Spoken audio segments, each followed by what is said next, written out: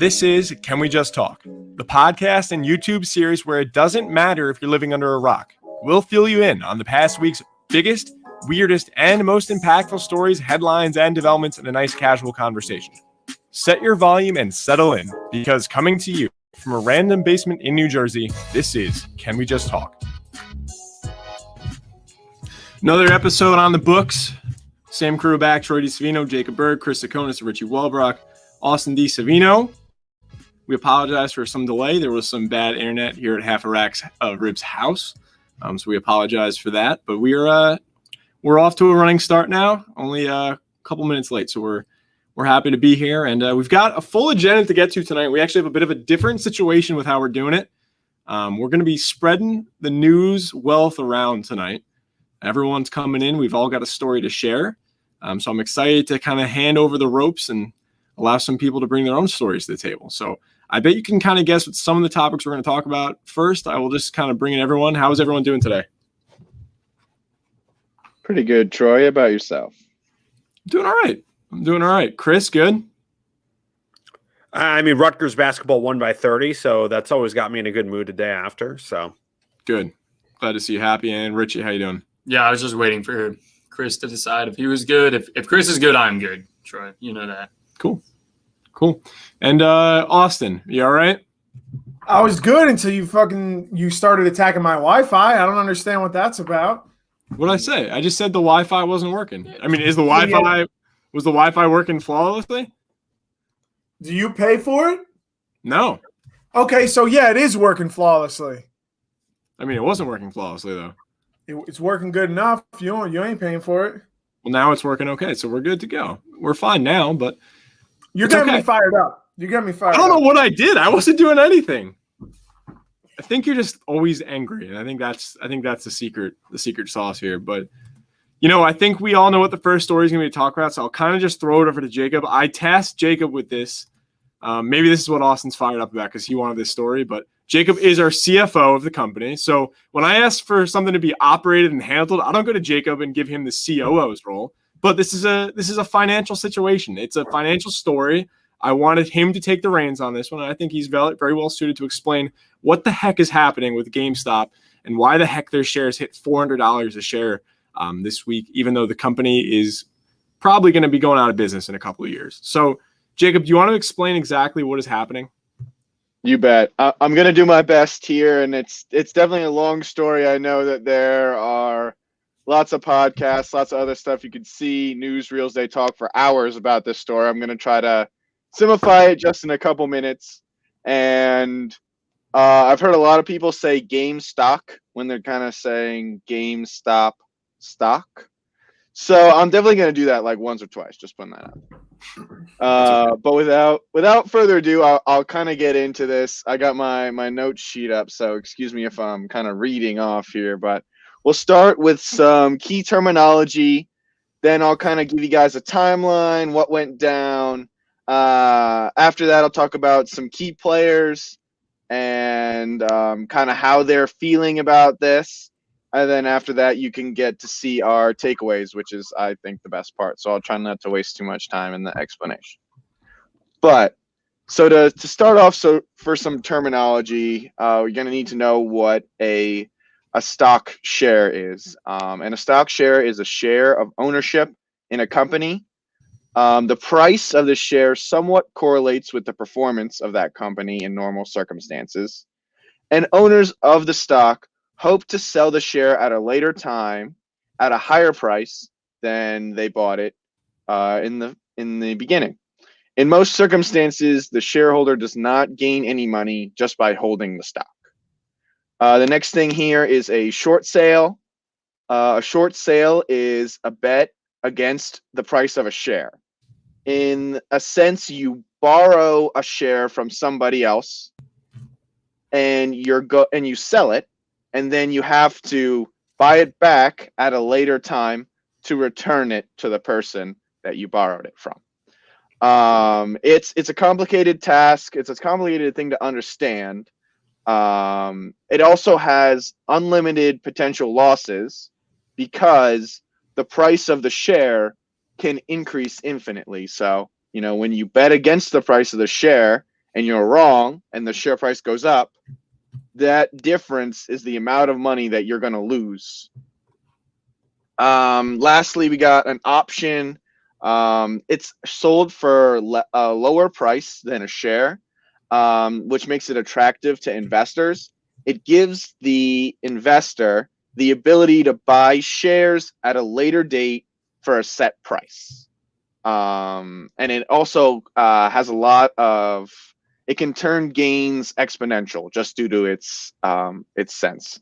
So yes, I know those are some complicated terms. If you don't understand them, I would say look at Investopedia, look at a couple other resources. Some other people are better at explaining it than me, but I want to give you guys just a brief refresher. So next up, what went down? So this all kind of started with Andrew Left from Citron Research.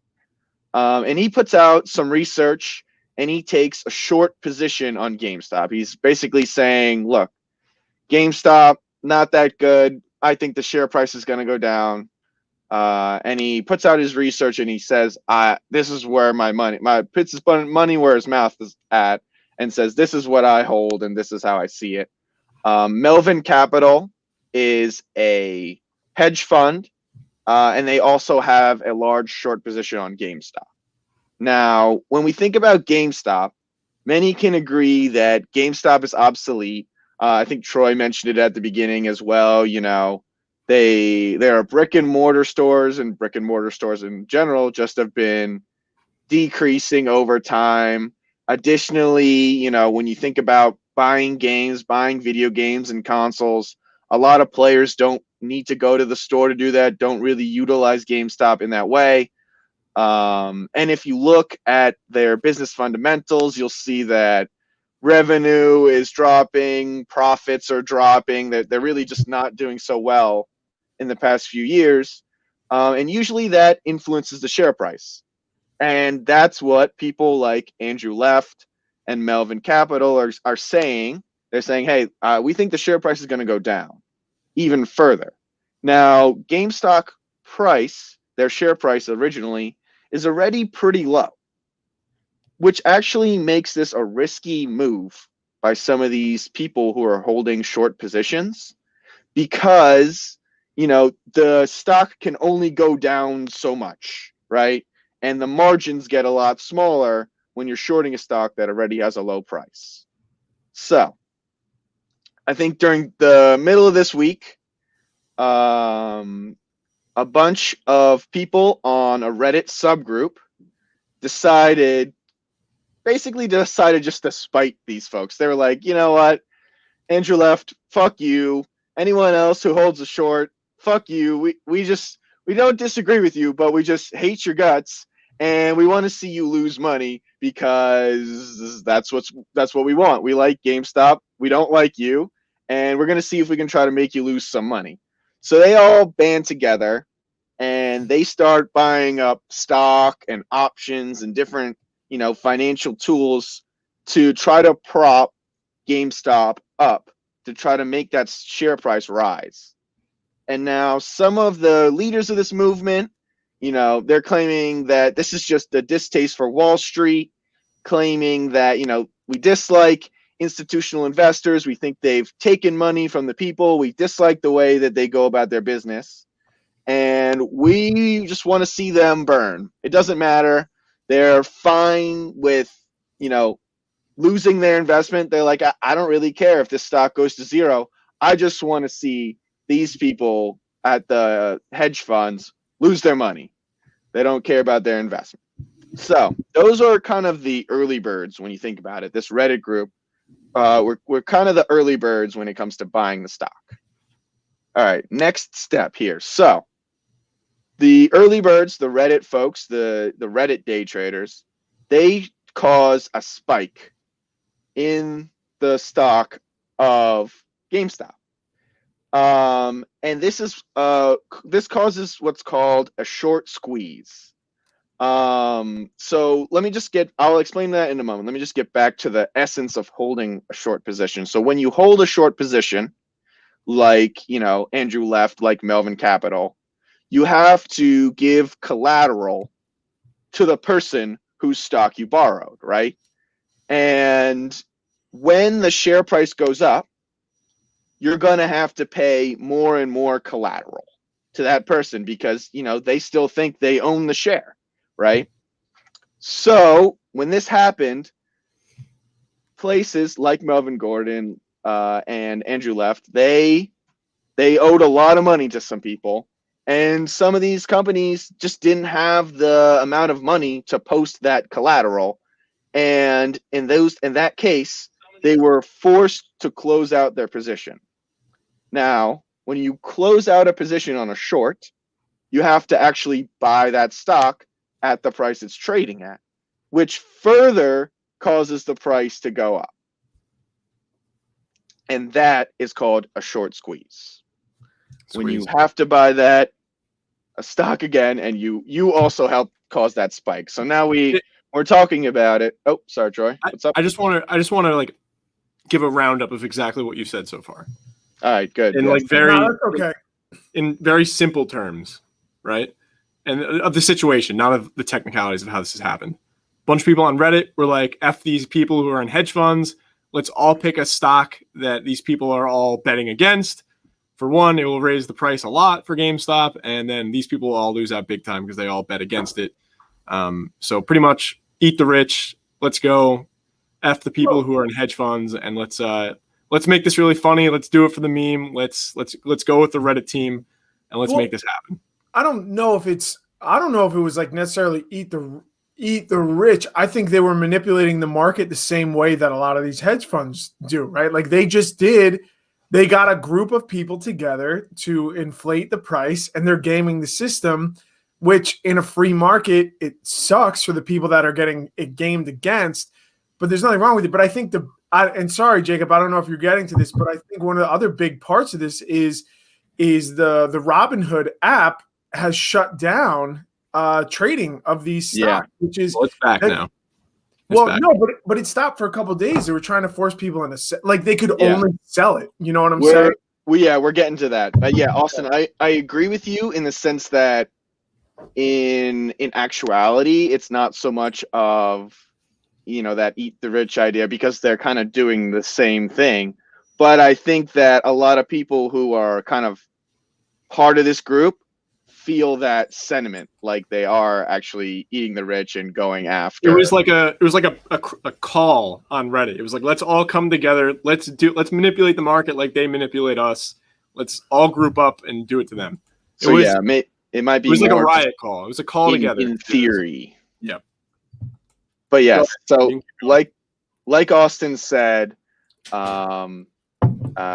was a Robinhood halt, and we're going to get to that in one moment. So where I was at, the Reddit folks have caused the price to spike, and then the poorer Wall Street folks that couldn't afford the collateral had to close their position, causing the price to rise even more.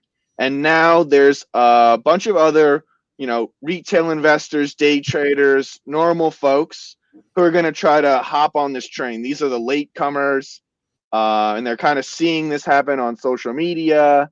They're like, hey, I see this stock price going up and up and up. People are talking about it on Twitter. Like, why don't we get in on this? This is kind of fun. Like, I have a couple $100. I'll just throw it in, see what happens, and let's go. So those are kind of the latecomers. Now, I believe it was the morning of the 28th, and the night before, the stock had closed at a pretty high price. The morning coming in opens at a pretty high price as well. And Robinhood, which, like Austin said, is an app that a lot of the day traders in the Reddit community, the early birds, or even the latecomers, that Robinhood app halts buy orders, stops people from trading the stock, and basically, like Austin said, only allows people to sell. It only allows people to close their position, only allows people to it's manipulative. Get rid of the stock. And Austin is right. It can be seen as manipulative because people outside of Robinhood could still continue to buy and short and do other things than close their position. Is it legal for Robinhood to do that? It kind of is, because when you join Robinhood, you agree to a whole heck of a lot of things. Like in a normal sense, maybe not, but I'm sure that Robinhood had some sort of clause in their user agreement that says, hey, we can do this if we want. But you're right. It is. I mean, the community is really mad about it. I'll give you guys a second if you guys want to put in some thoughts on that, and then I can kind of explain how Robinhood's defending themselves. A lot of people. Go ahead. A lot of people were just pissed off yesterday. They were like, we're finally getting our share. We're doing what we have the right to do, just like these hedge funds do to us all the time. And they have so much wealth to throw around that their wealth really does control a lot of the things that happen in the market. And people are pissed off. They're like, this is our time to shine. We finally came together, and collectively we were like, let's make this movement happen, just like the people who have a lot of money can make it happen. Instead it's individuals all coming together to do it. And people were pissed because it's like, just as soon as they kind of take that charge for the first time ever, an app or many places where you'd be making these investments is like, all right, we're putting a halt to this because we're not used to seeing this. It seems they thought it seemed like sketchy. I mean, some of the rules if they wanted to do this, they had to detect fraud involved, which there's no fraud involved. I mean, the reasoning and the way this is happening is very evident. You can go to Reddit and see why this is happening. It's because all these people are just investing together at the same time into the same 4 or 5 stocks. So there's no fraudulence involved. But that's what hedge funds do, just not on a subreddit. Yes, exactly. That's my point.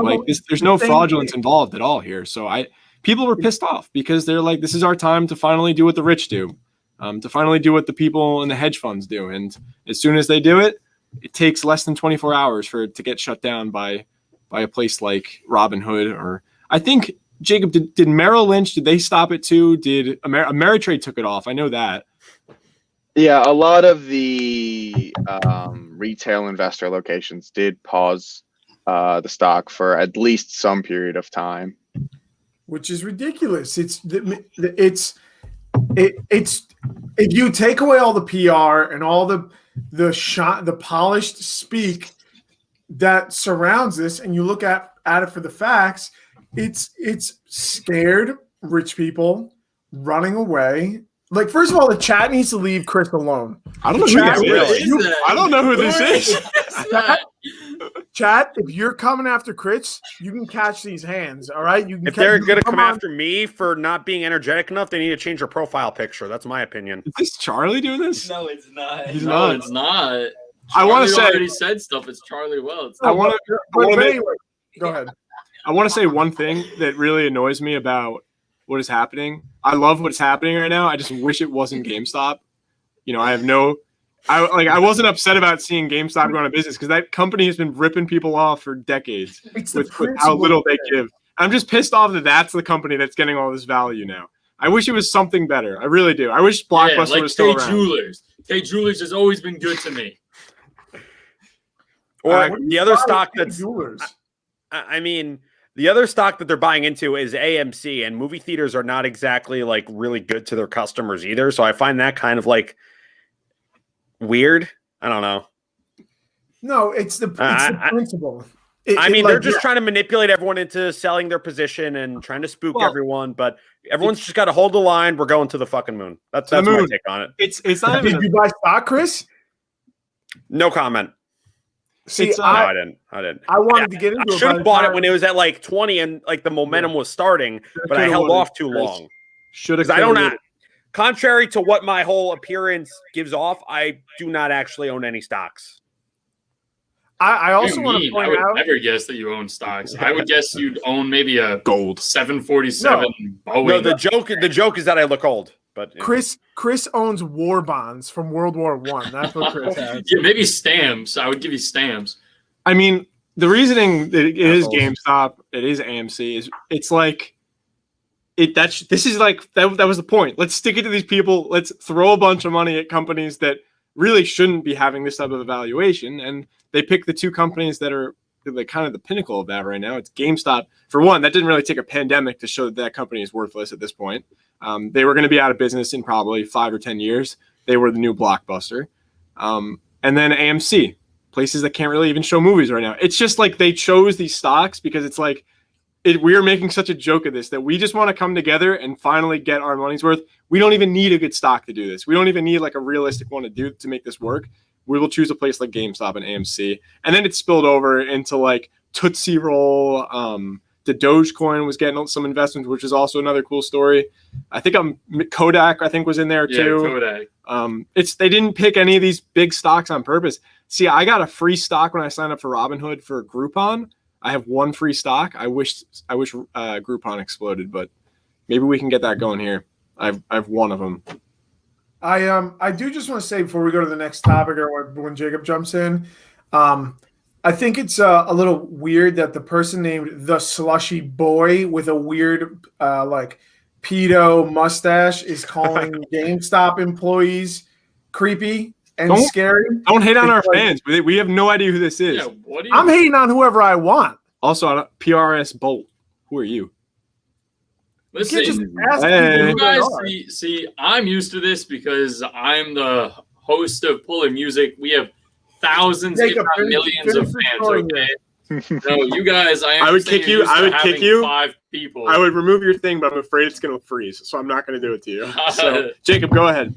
Okay, so before we get too off of like the whole Robinhood thing, let me go back to that and kind of explain why Robinhood said that they were having to do this. So one of the reasons that they had to stop trading on their platform was in order to post collateral to the clearing processor, DTCC, and that's a whole complicated issue. But basically, in order to allow their users to purchase stock and to actually trade, they have to have a relationship with DTCC to kind of facilitate that. And from what Robinhood's saying, it seems like there was an issue when they would, post their collateral at the end of the day, but the DTCC, seeing everything happening during the day, was like, hey, if you're going to trade, we need a whole lot more money, like $1 billion right now. And Robinhood didn't have that money and wasn't able to kind of clear that up for a little bit of time. But like Austin is saying, not the investors' fault that they're bad at their job. Yeah, I mean, that's true. And, we don't really know the true reason. It is alleged that they stopped trading to help their own backers, including Citadel, who also has equity in a couple different funds that have short positions. So there may be some sort of, incentive there. Of course, Citadel and Robinhood have denied any impact there. I think the other thing that kind of investors were mad about, before I get back to you guys, is kind of this idea of paternalism, where Robinhood is kind of claiming that, this is in your best interest. You now own a stock that, we think the market will correct down. And we want to influence you to sell. It's eyewash. It's eyewash. I don't mean to cut you. Jacob, I'm not doing that to you. I hope you don't. It's eyewash. It's like, it's PR. You can spin it however you want.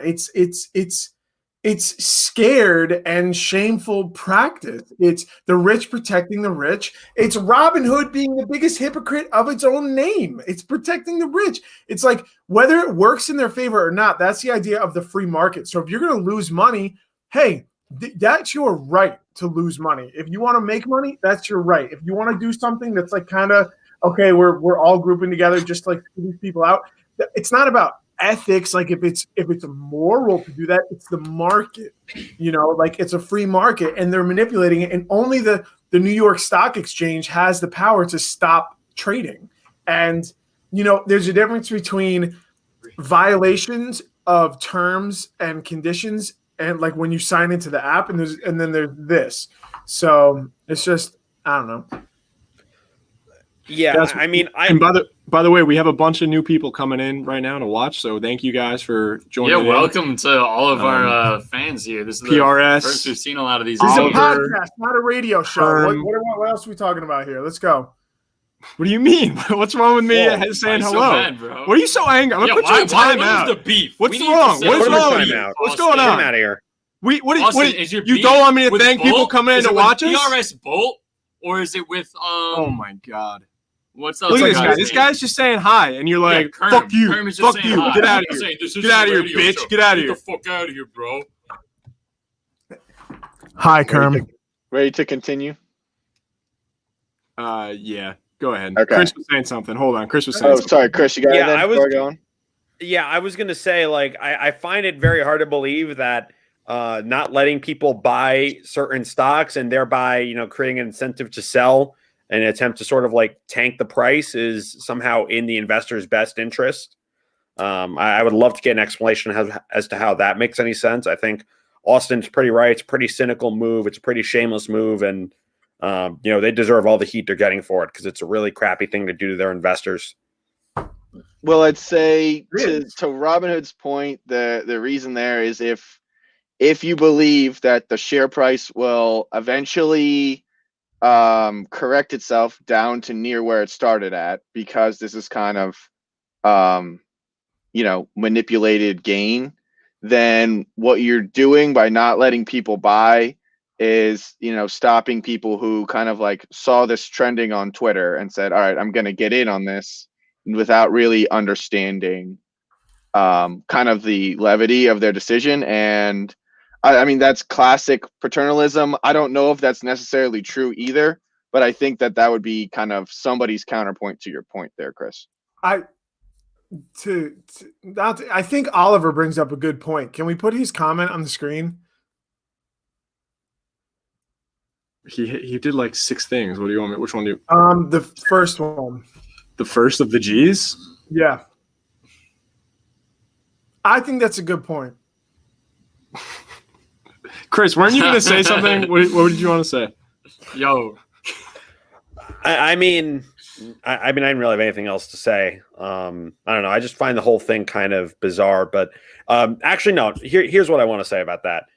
There's a lot of people on Wall Street Bets, besides, the rocket emojis, hold the line, we're going to the fucking moon, all that stuff.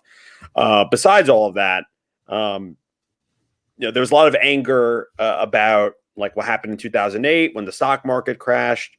Why weren't these different companies, and not necessarily Robinhood, because I don't know if it was around back then, but when people were buying these subprime mortgages, these CDOs, these things that like actually tank the economy, like why didn't someone intervene then and say, hey, like this isn't good. We're not going to let you buy into these. Like that actually would have made sense. Then I'd be more, if they had done that in 2008, I'd be more receptive to their argument that they're trying to protect investors. But I don't know. It all looks like BS to me. Yeah, that's certainly a good point. And I think that the hypocrisy is definitely noted by a lot of the, retail investors, a lot of the day traders.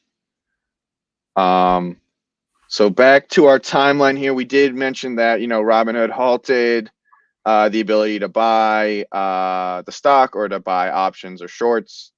I think since then, Robinhood has opened back up again once they posted their new collateral.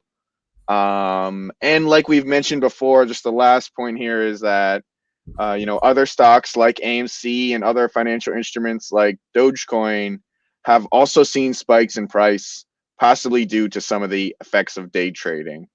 The next thing I want to explain, and does anyone have anything before I go into the next part? I just wanted to kind of explain the reactions from all the parties involved.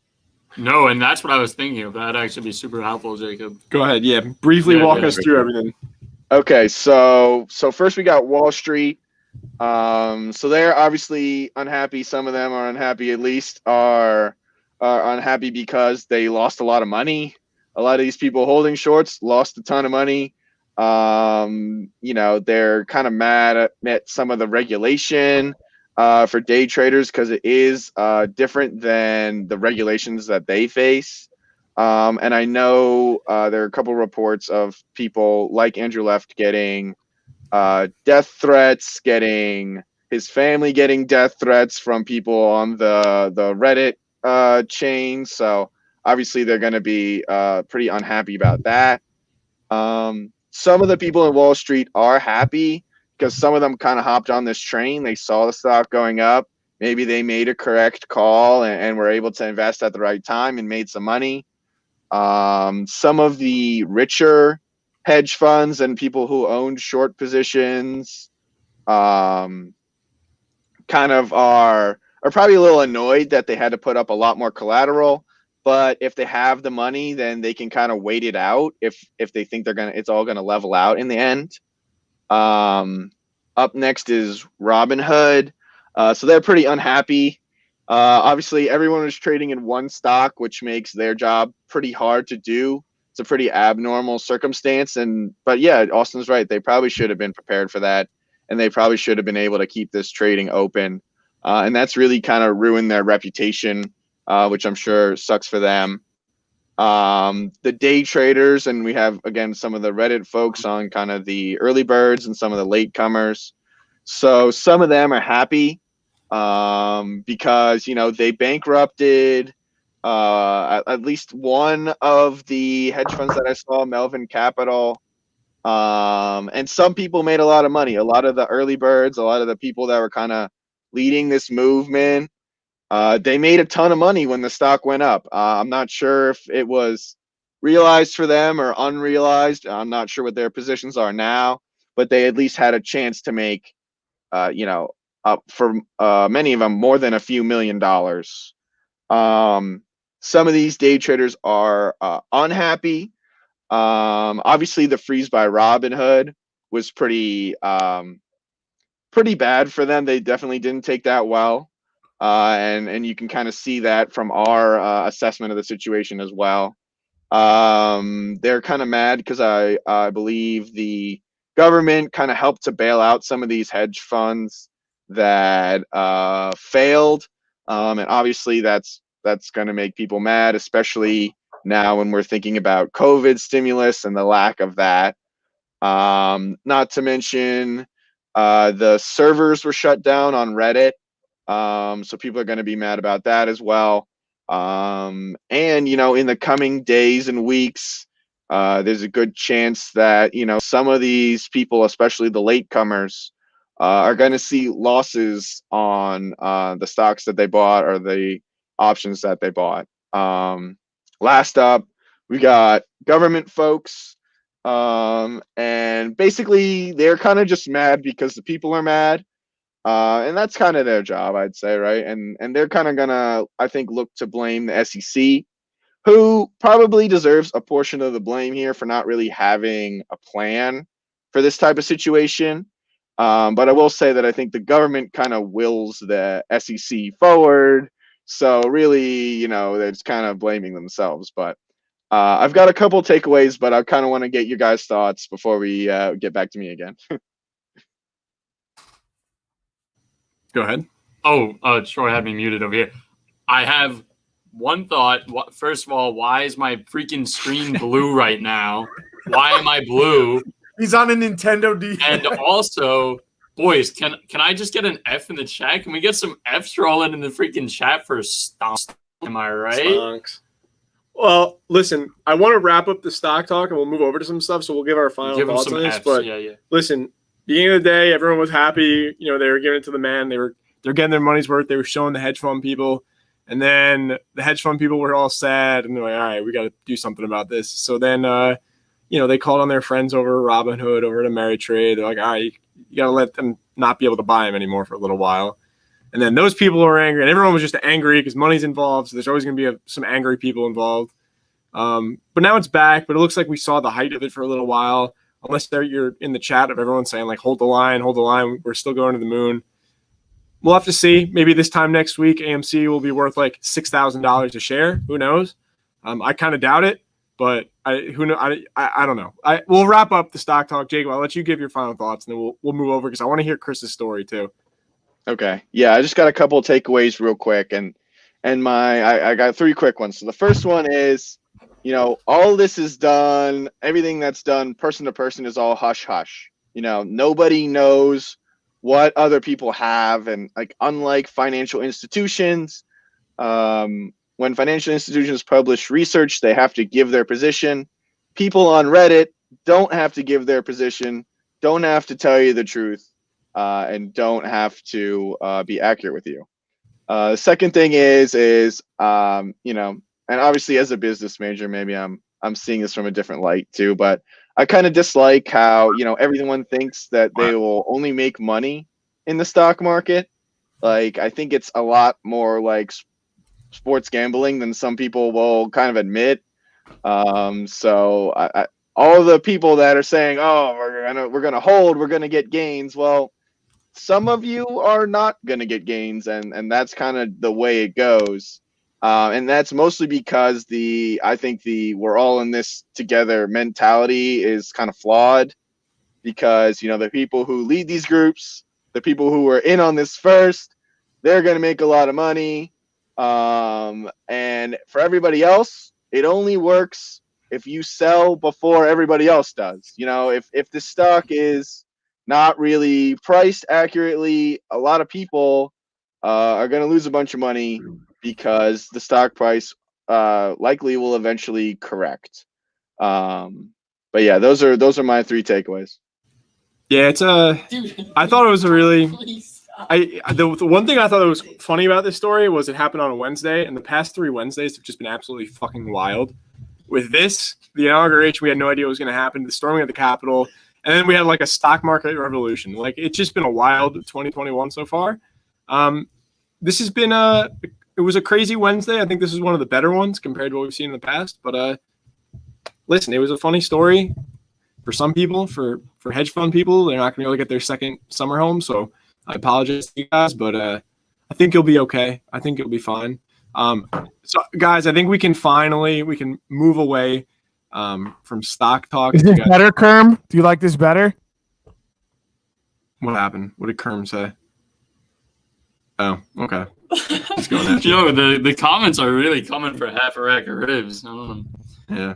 All right, Chris, you want to give us your story? Your story was popping. Yes, that was funny.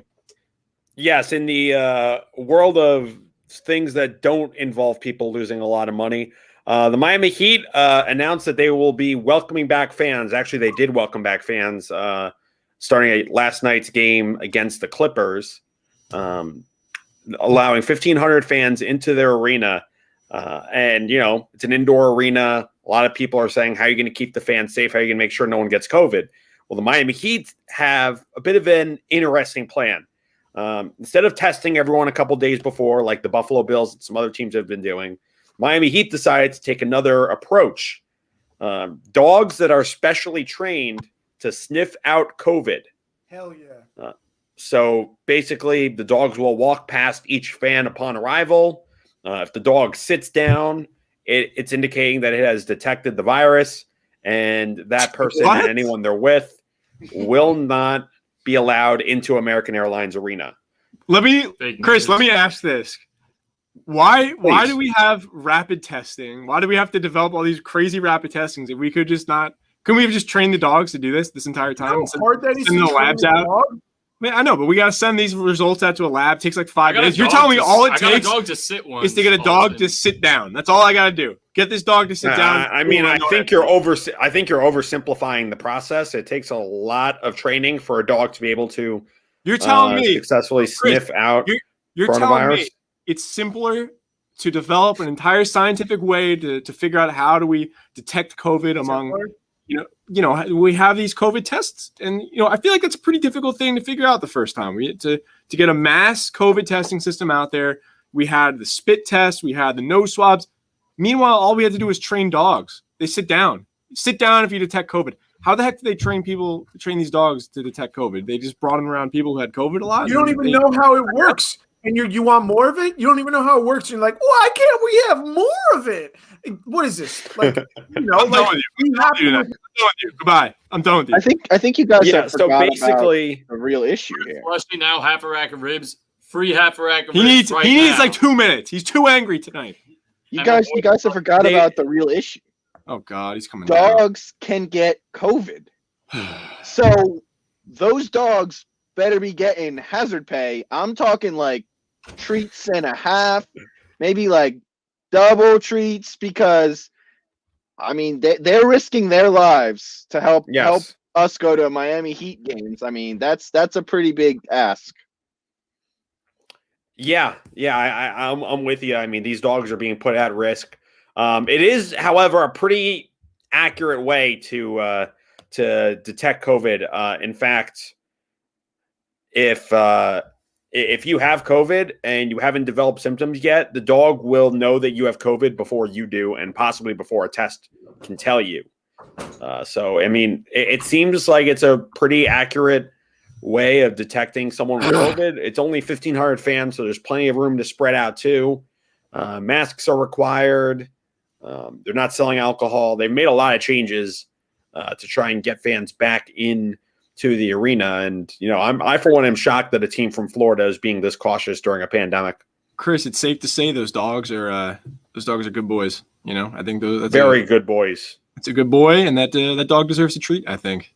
Yes. Maybe two. Yes. Maybe two. Maybe. I just think I think it's crazy. I think it's crazy that we can teach these dogs to detect COVID. Dogs? Is it like, what's the accuracy on these things? You know, like, can they pick up something else maybe? They said it's about 95% sensitive, which is like, that's pretty good. Slightly less than like the tests that take a couple days to come back. But considering how quickly you can screen people, I would say that's pretty good. They need to get like a wiki how to train your own dog to do this.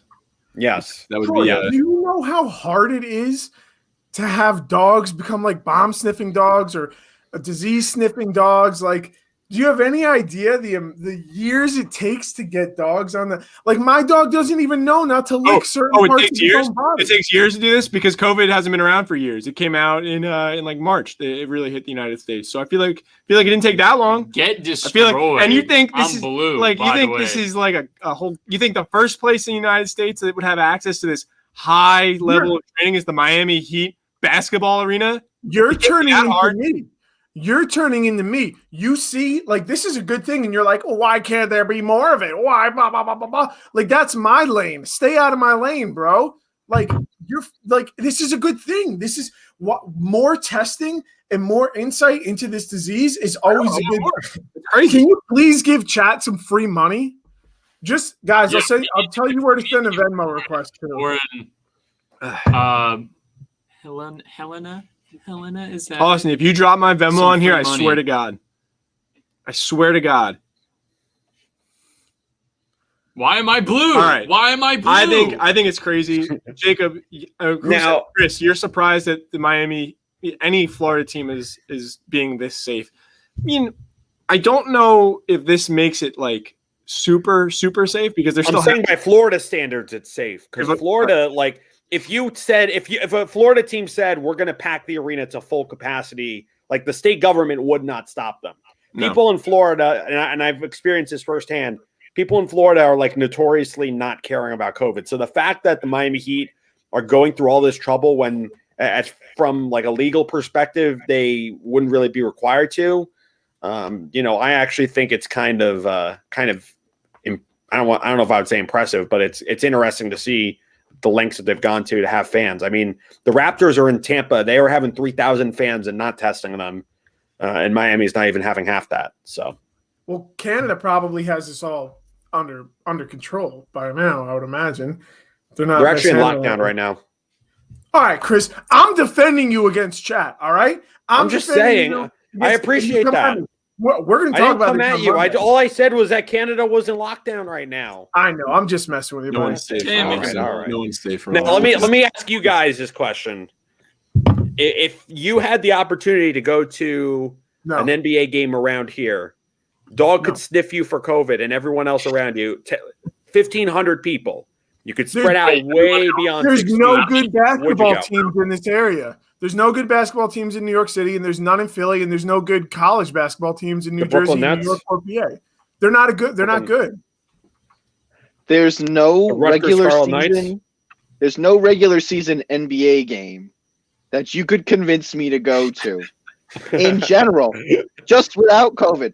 You could barely convince me to watch one on TV. Definitely not making the hassle to go, paying that extra money. So to be honest, COVID, hell's no. To be honest, the selling point for me would be to see these magic dogs that can sniff COVID. That's what I'd want to go to this for. I want to see the dogs that can do this. This is magic. This is magic. They can smell COVID. Have you been to Penn Station or the airport? They have bombs. It's not a bomb. There's chemicals and stuff in bombs. What are they sniffing on COVID? What do you think a bomb? Do you think like modern day bombs are just like that old cartoon TNT black round ball with a wick sticking out of it? No, it's like that's what they were like back in my day. But it's still like C4 and chemical comp. What do you think they're like? That thing will blow up now because it is a bomb. No, there's still chemicals involved. How do you think the dogs smell it? Okay. Well, I mean, if you know so much about dogs, then why don't you tell us how long the training? What I'm saying is, I would just like to point out, I think Troy knows a little too much about bombs, might I add. I'm just interested. What are the dogs smelling? Whoa! They smell chemicals on bombs. What does COVID smell like? Do you know how many more receptors right now? Because he's rank right now. I don't know. Yo, Old Navy crew neck sweatshirt. You need to chill out here.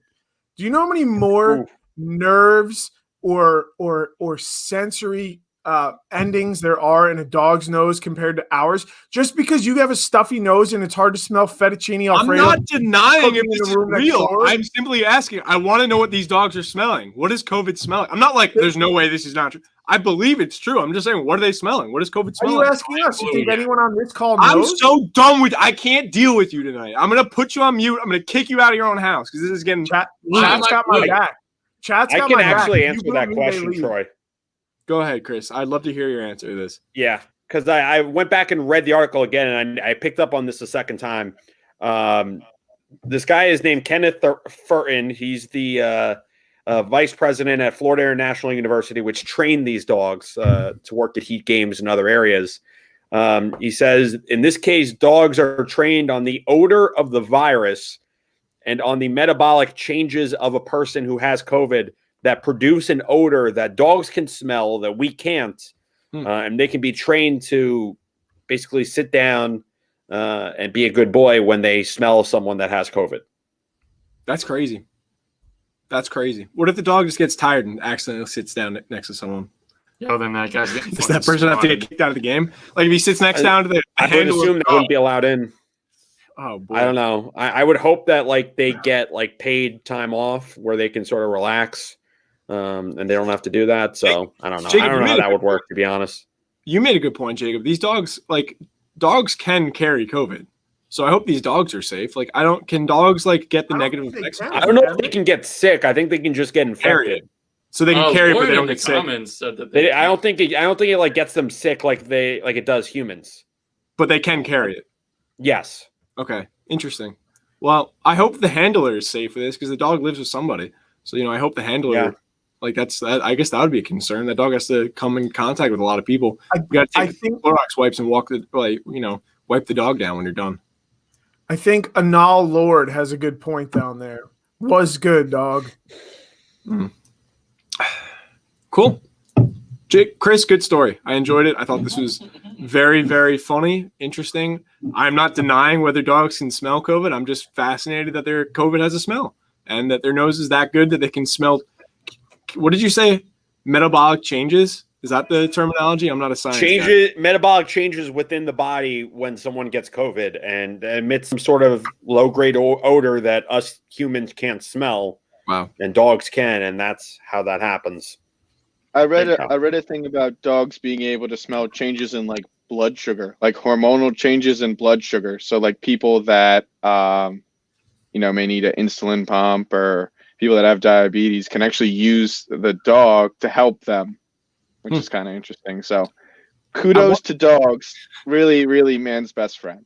I want to say this and then we'll move on. Wait, can I say something first? Yeah, you can go ahead. Okay. I forgot. Not okay. All right. I wonder if during this training process, it was like every time they sniff it correctly, we'll give them like a milk bone or something or a little treat.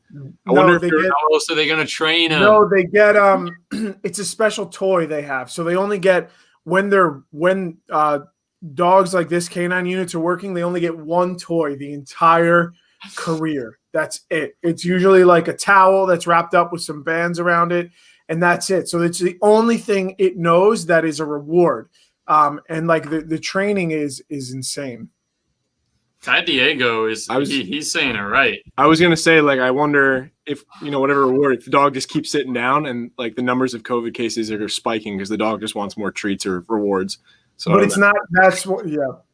It'd be funny. Ty Diego says the dogs are reporting that this podcast smells. Uh-oh. That's not good. Smells good. Guys, I have an interesting story to share on this. Also, on the COVID side of things, just like everything has been for the past year. So this article is coming from ABC News. A 33-year-old Bucks executive, Alex Lazary, gets the COVID vaccine early. There's no foul play in this involved. It was an interesting story how he came to get it, and now there's some speculation. Why is this, billionaire executive, NBA executive, getting a vaccine before, a lot of elderly people or people who are at higher risk? So the 33-year-old Milwaukee Bucks executive and son of a billionaire received the coronavirus vaccine this week at a senior living center in Milwaukee, despite not being a part of a group currently eligible in Wisconsin. So his tweet came out saying, "This week I was vaccinated. My wife got a call from her uncle that works in a facility that had extra doses that were going to go to waste if not used right away. With Lauren early in her pregnancy, we wanted to ensure our home and entire community is safe for everyone." Lazary, a New York City native who is a hedge fund manager, is considering running for the U.S. Senate in Wisconsin in 2022. He's also a host committee chair of the 2020 Democratic National Convention. So pretty much what happened was, I'll kind of give you a rundown of the situation for how he was able to get the vaccine. So pretty much he was, I don't want to give you the wrong information because I was talking to Jacob about this, and if it's worded improperly, it can sound like he did some shady stuff to get this. So this is what happened. If it's worded improperly, it sounds like he said that the COVID vaccine would have went to waste. Like he's like, oh, it's a waste if it goes to a person at the senior home. Thank goodness I got it. If it's worded incorrectly, it sounds like he said that, but I'll let Troy explain what he actually was saying. Yeah, so pretty much what happened was the Senior Citizen Center, they had like extra doses with the person that Lazary had contact with. He got word that they had extra doses. Had they not been used, they were going to go to waste. So pretty much he kind of swooped in before they had gotten rid of the vaccines from this senior citizen place that were not going to be used. And for that reason, he was able to get a vaccine before a lot of other people. So it wasn't like he stole it from another old person, which I wanted to clarify that. It's just like, you'd think they would have a system set up that they have these properly accounted for so that there weren't wasteful situations taking place. Well, and it's just fascinating that some of these, like, this is happening all over the country. There's a lot of vaccines going to waste right now. Well, there was an article on NJ.com about Hunterdon Medical Center. Actually, I don't know if you saw that some board members and trustees got it.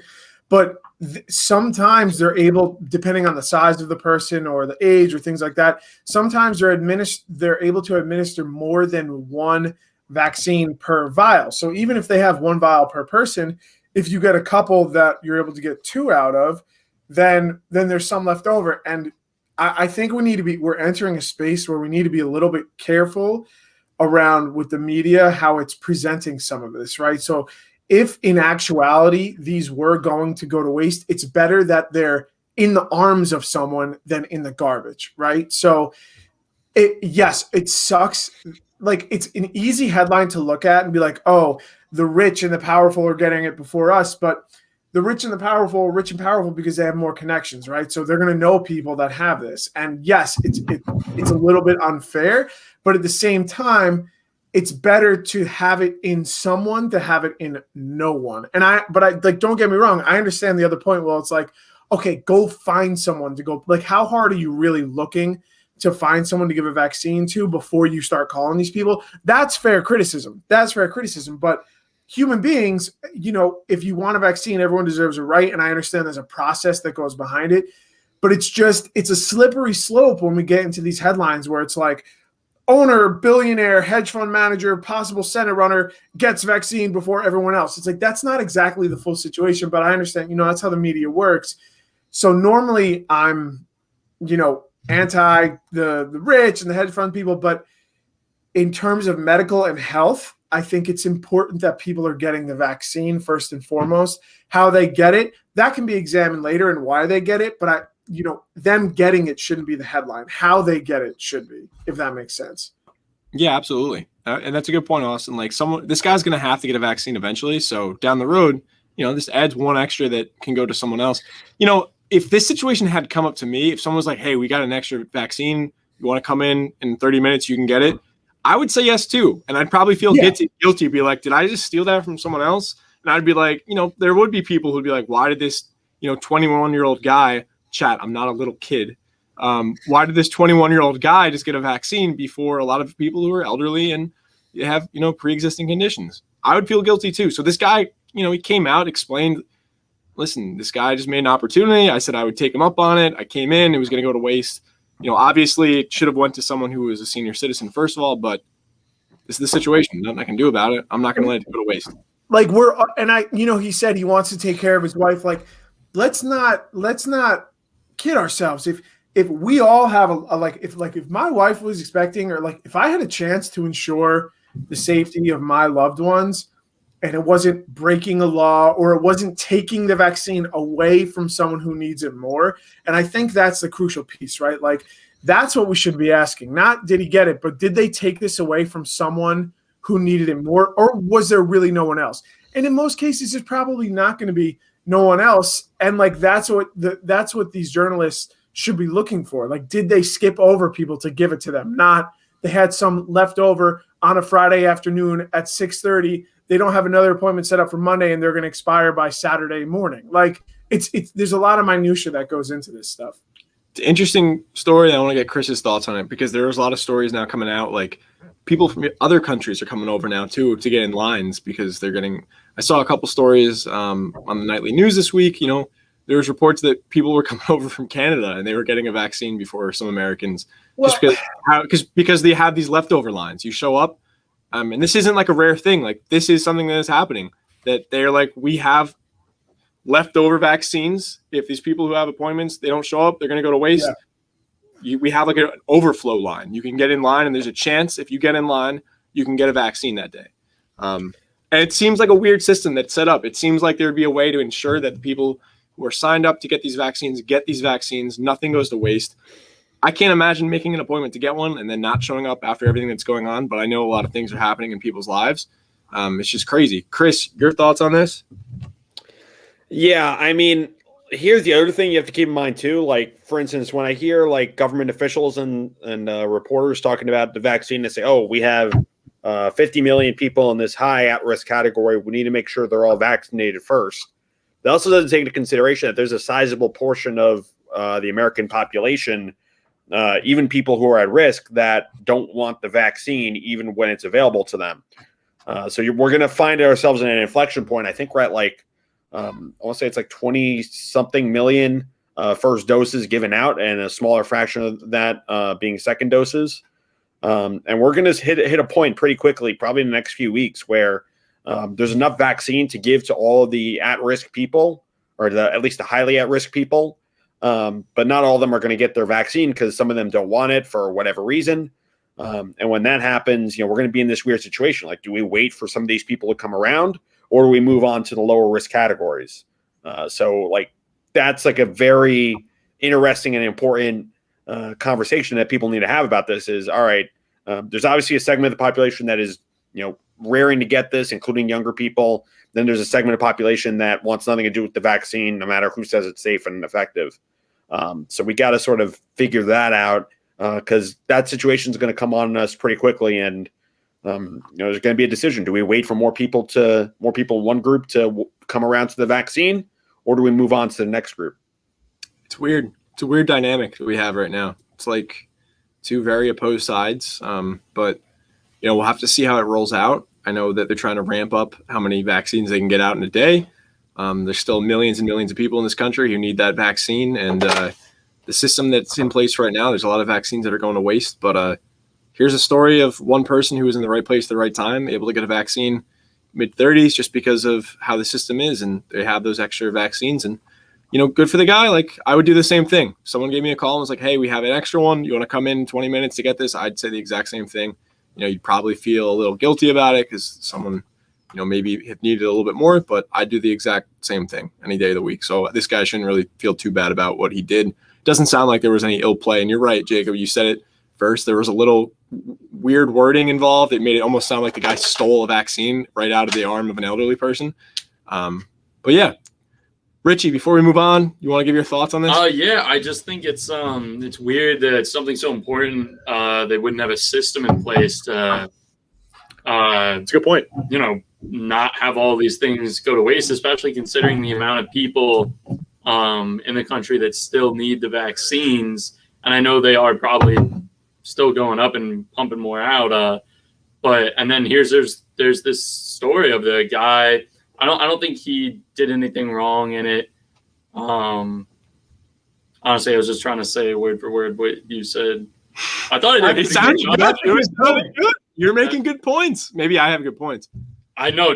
No, genuinely, I was thinking, like, when you were talking, I was like, okay, I'm going to say exactly that and see if they notice. But yeah, no, I mean, I couldn't say anything differently. That's mainly why. I mean, I would do the same thing. Why wouldn't you? Exactly. Why wouldn't you do that? Especially if they're just going to, what are they going to get rid of them? No, they're going to throw them out. Might as well give them to, because exactly, Austin, you said it. Might as well give it to someone because this guy's going to have to get them eventually. And that frees up more to other people. Now there is room to ask questions and look further, right? But the fact that someone's getting it shouldn't be the headline. How they're getting it, if there was someone passed up, that should be the headline, not just that someone. It's gotcha journalism, but it's just. And the only reason it came up is because the guy was the son of a billionaire who runs an NBA team. Like, had it been just like a normal 33-year-old guy, this wouldn't have popped up at all. It's just because, like, ooh, is there something shady going on here? This guy bought his way to a vaccine. No, doesn't look like in this situation. I can't speak on behalf of all billionaires. There could be something like that going on, but this case, it does not seem to be anything involved. And then I'll throw it over to you if you want to bring us into the last story of the night we have for us. Yeah, I'm really excited, and I just want to thank the chat for being so active tonight. I'm a little concerned with a few of you. It's a little just like weird.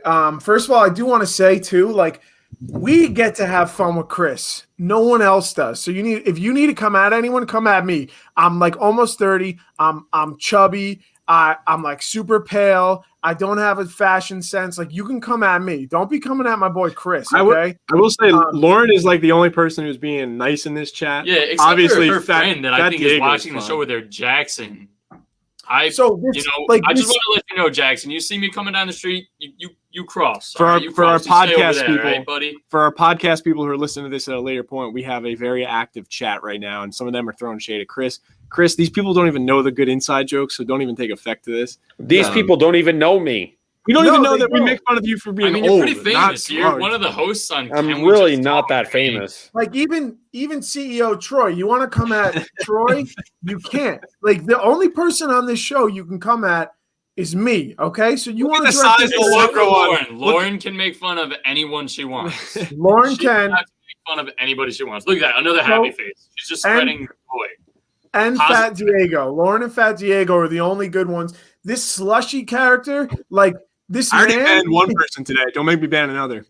Like this guy says the same thing over and over, and it wasn't even funny the first time. Like, step up your game. Like, get a thesaurus, get a dictionary, try harder. Like, this man is lazy AF. Don't feed into the trolls. Just keep going. You're not supposed to do this. I don't care. For our podcast listeners, we will into the curve. We will transition off because the people who are listening only cannot see the chat. So, well, Austin, you can also Troy. Yeah, I want to get into my article here because this is big news. We've wondered for millennia. We've wondered since man looked at lightning hitting the ground and a stick caught fire. The same amount of wonder and curiosity and amazement has been applied to something else for a long time. wombats, which are native to Australia. They're known, everyone knows a wombat. They're super cute. They have really cute little faces. They scurry around with their tiny little feet. They look like little chipmunks, but like kind of cuter. But you know what else they do? Their poop is cubic. Their poop comes out in cubes. For a long, long time, humans have looked at that and they're like, what is going on there? But I have good news.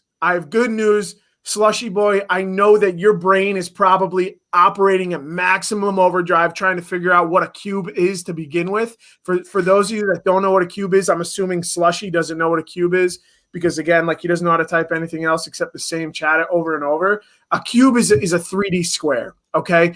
And, you know, I don't want to speak for anyone else's bowel movements, but to me, I've never had square or cubic poop. It's always been cylindrical, like, you know, a snake. Wait, your guys are cylindrical? I thought the wombat thing was normal. So, well, Troy, I might be able to tell you why. So, a team of scientists cracked the case behind the wombat poo. Okay, the intestines have a non-uniform stiffness that mold the corner of the wombat feces, and I do just want to point out it's a little silly, right? Like poo is soft, right? Like I pick up after my dog. I understand the consistency of it. I don't think it takes that much understanding to be like, okay, if it's coming out of this shape, something must be turning it into that shape, which means on the inside, something is in the shape of a cube. Like I don't think that makes big of a difference. But I think the really cool thing about this, and a lot of times we can learn so much from nature. Like if I've learned anything from Ron McGill on the Dan Le Batard show, is that nature is beautiful and there's so many answers within nature, but we just need to look for them. But they're saying that it could help detect colon cancer, or even assist companies in developing new ways of creating cube-shaped products, which like the second part, like if you need help creating a cube, like hit me up, pay me a lot of money. I can help you make a cube. But on the front end, the fact that this can aid in detecting colon cancer, which is one of the most preventable forms of cancer if you're getting regular screenings. If you're a man over 40 years old, please go get your colonoscopy if you haven't already. I believe it's recommended over 40 every 5 years. Talk to your primary care physician. I know no one likes getting a colonoscopy because they knock you out and you have to drink plaque for like 3 days, and then they shove a long tube with a camera directly up your butt. But a polyp that's caught in your colon can prevent a lot of other big things. And you wake up, you let out a big long fart, and you get driven home, and you're off of work, and you don't have colon cancer. But I think it's amazing. I don't know what you guys think. I didn't even know that wombats pooped in cubes. Now I want one. Yeah, I'll admit I haven't been able to dive too deep into the wombat poop literature, but this is really interesting. I didn't even know it was possible for any animal to do this, let alone wombats. So, I mean, this kind of came out of left field for me. So this is really interesting. Great topic, Austin. Thank you. Thank you. I wonder if you just went for like 10 minutes. Let someone else share their thoughts. Well, I have one other piece from the article that I think. All right, go ahead. So the reason behind this, scientists and nature observers believe, is wombats, when they mark their territory, they climb up on top of like logs and rocks and like stumps and things like that. So when they mark their territory with poop, a square poop is less likely to roll away. And I think that's kind of pretty cool. So they can poop on top of rocks and it ain't going to go tumbling down. So I think that's kind of cool.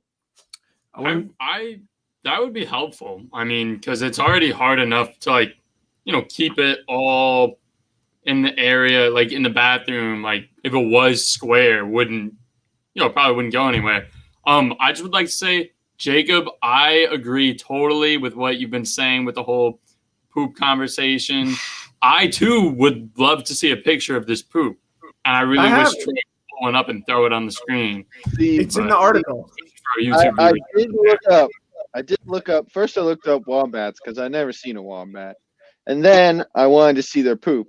But I took a look, and the thing that I'm like just having trouble getting through my head, and it gets back to those games that you play as a kid where you've got the squares and the rectangles and the triangular prisms, and you have to figure out how to put them through the lid of the container, right? Slushy So is good at I'm those games. thinking, do wombats have square assholes in order to get them out of the them? intestines. It's in apparently in if But I'm how does it has to come out of them somehow? Yeah, so He's got a point. He's got a point. You can't put a square through a circle. Can I answer? So if you look, it's not a perfect square. The edges are a little rounded. In the intestines, some of the mucus is hardened at the very end towards the rectum. And the rectum as a muscle, I'll demonstrate. It expands and contracts, right? Okay. All right, we get the idea. We get it all. This is 1 week where I let you guys pick the topics. I think we're done after this week with that. Because this is an hour-long podcast. No, I think it's fascinating, and I'd love to share my thoughts on it. For one, so I'm wondering. I can't with you tonight. It's difficult. I want to know if there are other animals out there that are pooping other different types of shapes now, because maybe the standard isn't so true for everyone else. Maybe our normal intestinal shaped poop that we have now as humans isn't the standard, and maybe there's ones out there pooping triangles that we don't know about it. I can't for sure say that after this.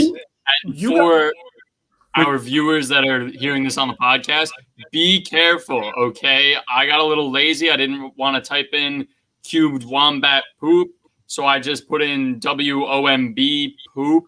Weird stuff comes up. It's totally different. Not what? Womb poop? Womb. Oh, that's probably why. Anyway, podcast viewers out there, beware. I wish I looked like a wombat. I wish my screen wouldn't stop being blue. So stop using your Nintendo DS to call it too. No. Richie dialed in on his microwave. He's on his microwave right now. Yeah, so I want to know who else is hi. I want to know who else is he's got different shaped poop. And there's one viewer out there listening to this. He's like, holy crap. Everyone else's poop is not also rectangular or cubed. It's like, oh God, I am the weird one. Because this is breaking news that to someone out there, this is breaking news that their poop is not normal. It's not cubed. It's fascinating. I want to know why it took so long for us to figure this out. No one looked at the wombat's poop. They were just wondering. They were like, how is Austin Despino pooping all over the place? And he I would say in the scientific community, there's probably more pressing issues than the shape of a wombat poop. And to answer your question, PRS Bolt, yes, I do know. I do like what people are saying, Costco to the moon. I don't think you formed a complete sentence. Why don't you try again and put it in the chat? Maybe we'll read it. But yeah, Fat Diego, cows poop pies. And Troy, you got pooped on by a bird, and that pooped in a splatter. Yeah, that's true. I did get pooped on by a bird. Hasn't everyone been pooped on by a bird? Is that a me thing? Yeah. I think that's good luck. It's good luck, apparently. It's good luck, yeah. That's what they tell people who got pooped on by a bird. Not a full contact. I think I've been pooped on by a bird twice. So I guess it wasn't that good lucky. I guess it wasn't that lucky the first time. Caught some shrapnel. It's dangerous down the beach when you're on the boardwalk and there's a lot of birds flying around, or you're on the beach and there's a lot of birds.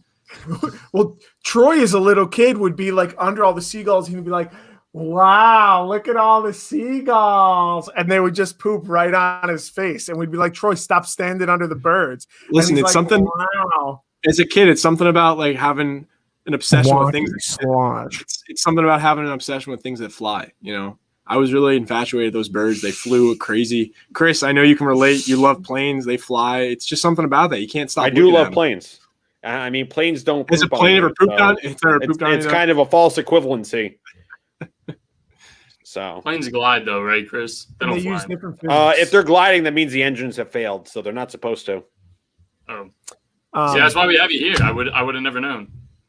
I don't think Slushy knows that the moon is not made out of cheese. Listen, you and Slushy need to go common on misconception. Stop talking to Slushy. Just leave him alone. Okay? I'm not looking at him anymore. We because banned Slushy. It makes no sense to the people He's gone. listening. You're talking to no one. Yeah. No, it's okay. I was defending you guys, and never mind. All right, guys, attack Chris and Troy. We won't care. We won't read the comments. We just won't read them out. It doesn't matter. What are you getting mad at me for? I didn't even say anything. Oh, someone wants to hear more about planes. Ooh.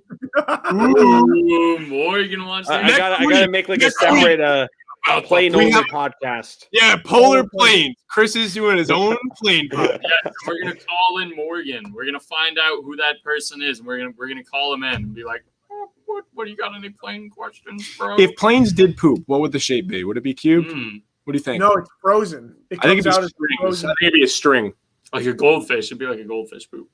Probably similar to a bird. Is that a string? Goldfish poop strings? You don't know how fish poop?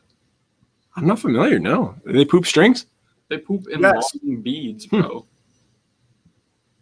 Interesting. You've never, like, been at your grandma's house. She's got some fish, and, like, you wait for him to poop, and you just, like, make sure you sneak one, just make sure. No, but it's a fair point. I guess humans kind of poop in different ways because, sometimes you got diarrhea. It's just, sometimes. What is this devolving into? I guess it's not consistent. We need to end this podcast. It's quickly going down the shitter. Language, Chris, my soundboard isn't working. I give you the joke. I give you the laughs, but it's not working. Congrats. I'm sorry. That was really good. That was right there for the taking. That was good. Fantastic. Oh, I think we got everything today. I think it was great doing a round table. I enjoyed hearing everyone's stories. Richie, I really loved your story. I thought it was great. I'm glad we had time to get to that one. And notice how. No, you go. You go ahead, Austin. Go ahead. I was going to defend you, Richie. I was going to defend you and say Troy sent out the note to the team like 2 hours ago for everyone to have it. Like, Jacob, what time did I send it to you? What time did I send it? Time sensitive, bro. Someone who's not biased in this because they didn't have their story until halfway through the podcast. Troy, Richie and I were carrying a fridge up 3 flights of stairs. 4:18 p.m. 4:18. We came on at 9 p.m. So don't tell me I sent it to you like an hour before the podcast. Listen, I wouldn't have done it even if he sent it to us a week and a half ago. Listen, you sound like you have a guilty conscience on this. I didn't even bring you up into this. Richie actually had a story. He's just like, I don't want to do it. I literally will show So I was texting with Richie. Too long. I'm not doing it's fine. It's fine. It's okay. It's fine. We had a lot of fun tonight. We got to poop. We got to stonks. We got to COVID sniffing dogs that are like miracle workers that have magic noses. We got to vaccine talk. Great stuff. So I appreciate everyone coming in. Lauren, don't worry. We're not fighting too much. I'm sorry. Oh God, who is this guy? Sorry, wrong one, Lauren. We're not fighting too much. Lauren, when you come back next week, we promise we won't be so angry. Austin will take a chill pill before we come on. We'll be fine. It'll be good. So make sure you come back next week. A lot more content coming out this week with the rest of the Polar family, Polar Music, Deep Fried Medicine. Both just dropped an episode, so go make sure to go check that out. 6 p.m. It's out now. Link to the Instagram is also in the chat, so make sure to follow us there. You'll get updates everywhere there. So again, this has been Can We Just Talk? Thank you for everyone for joining. We'll have more content coming out soon. Thanks for listening again. Can We Just Talk? Everyone stay safe, and we'll see you guys next week. Thank you, everyone. Except Slushy.